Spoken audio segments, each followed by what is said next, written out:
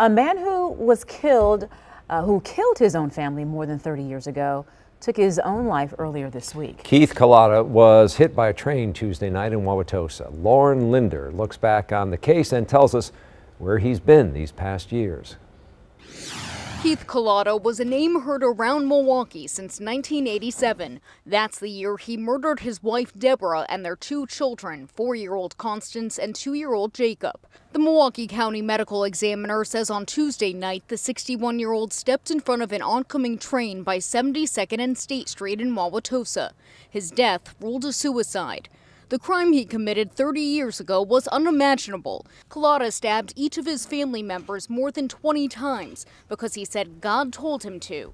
A judge found him not guilty by reason of mental disease and placed him in an institution in Madison.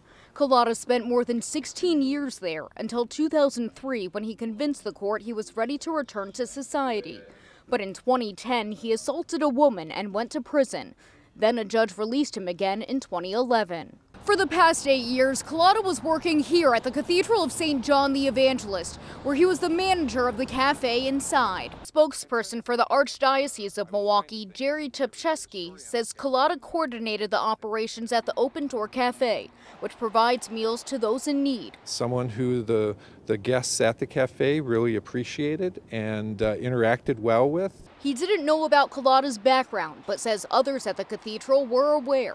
I knew Keith as just a very generous man with a good heart who was working hard to serve people who had needs. There was no reason to think anything differently. He says all of them are shocked by his death.